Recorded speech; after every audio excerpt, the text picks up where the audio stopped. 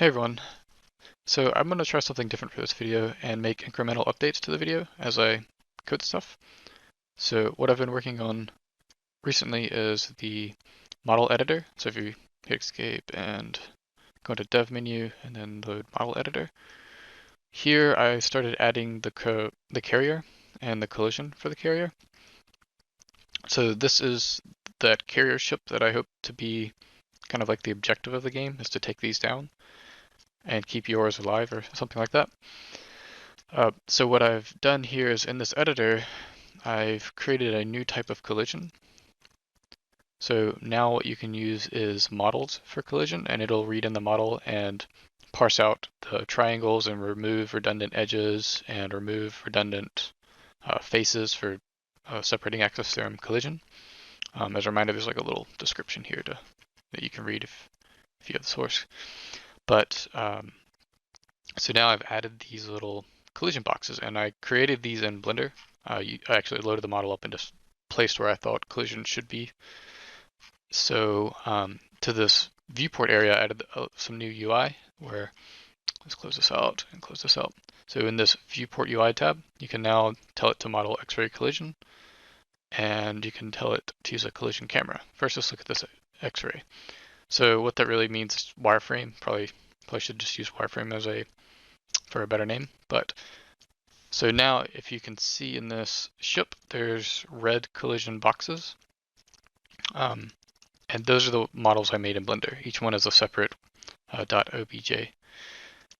And you can place them and move them around in the editor by tweaking these values here. They have transforms and different things. So if you want to load a model, what you would do is you select this little model tab and then you type in the model's path and it'll try to load it. It'll tell you if it fails, that kind of stuff. Click this little load model button. So that is how you set up these collision shapes that you create in Blender. What you can do to test it now is use this collision camera. And so now we've entered a quaternion type camera that has like free look. It's not limited to the axis like that first person camera was. And so if you hold shift, you can fly around, and there's a camera speed tweak here that you can use to go faster. So if we fly up to these red shapes, you can no longer fly through them. It's just kind of hard to tell what's going on in wireframe mode, so let's turn off the model X-ray and try to fly through it. And instead what we're doing is we're bouncing off of it because it's using minimum translation vectors from the separating axis theorem. So yeah, if you don't know, the separating axis theorem provides you with a vector that can get you out of collision. So when a collision is detected, what it'll do is translate the camera by the vector that takes you out of collision. And as you can see, we can't fly into these areas. The camera itself has a cube that is basically being flown around with it.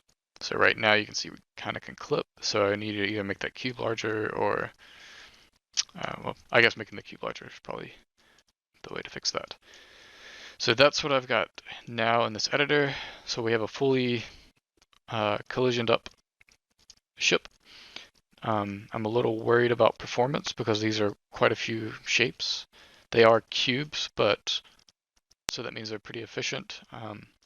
There's a little bit of redundancy since it's processing models, so like the edge along the diagonal of the cube. If you can see one, here's one right there. That edge there counts when really the face, or this edge is kind of redundant. So there's a little bit of worse performance using a model compared to using just the standard cube that I had before. But it allows you to get the custom shape that you need. So that's the model editor. Let's see, now I'm not sure what I want to do next. Probably get them in the world and try to tweak performance. So from here on, I'm going to show you the things that went wrong and how I fix them. So this is much similar to how the process of working on this actually goes. So as you can see here, there's a lot of red, and the large carrier ships are in the world now, but they're taking up a lot less room than that red area suggests. So something's off here, maybe the scaling is wrong, but I need to solve that. All right, so I got a little distracted and decided to fix the colors of the ships first. and I got a crash on shutdown.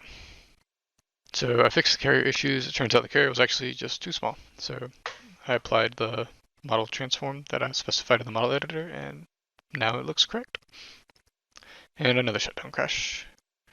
Gonna fix that at another time. So the collision particles are not correctly scaled either, so I'll need to fix that. They apparently are not using the model's transform. Alright, and it's fixed. They actually were not using the transform correctly, so now the scale is fixed. So now all of the scaling issues have been taken care of. You can take the ship and fly around and see it to scale. There's some issues like I think the carriers need to have a little bit more detail in their textures. It's kind of bland at this scale, and I like it at this scale. They seem pretty large, so I increased the spatial hash grid size because it is more performant for the ships, because if the cell size is larger, they can take up fewer cells.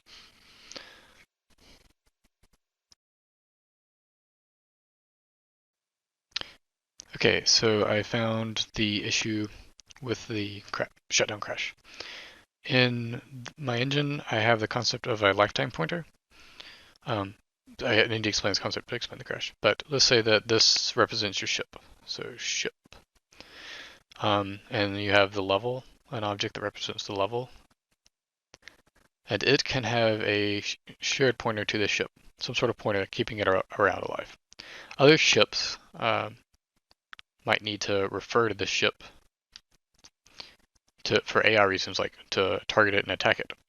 These ships have on them things called lifetime pointers. So there's like what I call a lifetime pointer, and in the code it's LP, and it's templated. It's basically a smart pointer, but the thing is if a lifetime pointer points to something,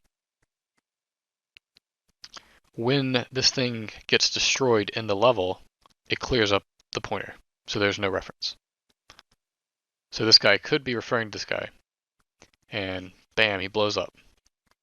Now this is a shared pointer, so this is a fast pointer, but this pointer also keeps this thing in memory.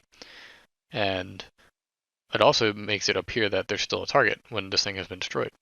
So the lifetime pointer does is detects an event that broadcasts from this ship. It says, hey, I was destroyed. It's on the base class for like the objects, but it says, hey, I was destroyed, so clean up the pointer. So it cleans it up. The crash is coming from a fix for an edge case.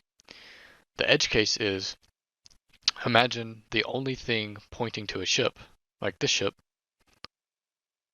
is a lifetime pointer. So if this ship gets destroyed, it broadcasts the event that it was destroyed, which the lifetime pointer is hooked into. So the lifetime pointer destroys its connection to this thing, which destroys the last remaining smart pointer. So that last remaining smart pointer deletes its memory. This memory gets deleted while it's broadcasting. That's what the edge case solves for. The actual crash is the fix for that. The fix is for there to be some external system that says, oh, this is the last connection. Temporarily point to this and delete it on the next frame for me. That's the system. And the crash is coming from this system on shutdown. On shutdown, this system tries to refer to the engine, which has already been cleaned up. And so I make it not do that. In the case of the engine has shut down and the engine itself is gone, so this is no longer around, this deferred deleter is what I called it. This deferred deleter just simply stores the pointer and lets the shutdown of the computer the shutdown of the program clean up the memory, and it seems to work. So currently the collision seems to be set up, but there's nothing that stops the ship from flying through. The collision is really only used for projectiles. So I guess the next step is to make the ship react to collision.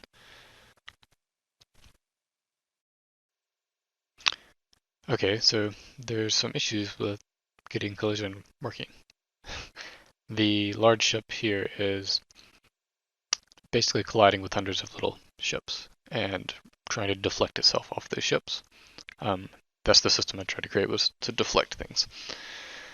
So fix that by making the large ships, not consider collision with the small ships. The small ships are only considering collision with the large ships.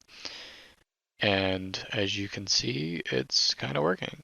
There's obviously some issues, like the camera clips into it, and the collision boxes on the scale are noticeably beneath the mesh right there. You can see, or around there, you can see the small ships mesh kind of clip with the large ships mesh, but it is working.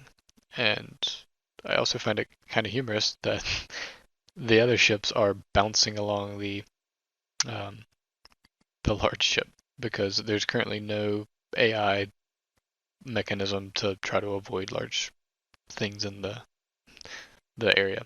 I think this video has gone on long enough, so I'm going to call it here and resume picking up fixing these bugs and making this more playable. I am curious how this format goes, if people like seeing the process of fixing bugs and stuff, or just seeing the features.